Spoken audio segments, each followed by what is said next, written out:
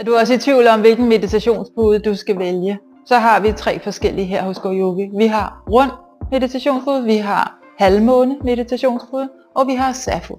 Den runde meditationspude kan man vælge, hvis man er nybegynder og har brug for at sidde lidt højt på meditationspuden. Man kan også vende den på højkant, så man kan sidde på den heroppe, crescent.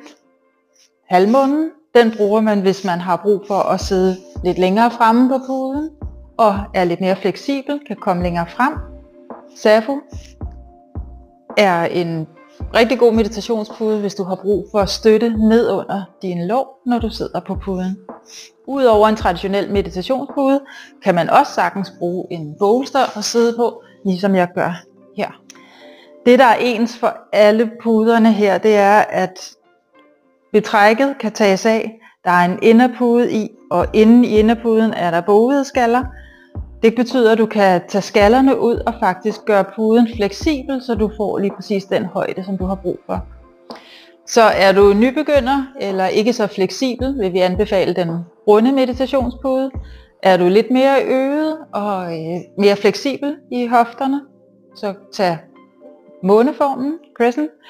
Og skal du sidde rigtig lang tid på meditationspuden og få ekstra god støtte under dine lår, så gå med Sappho.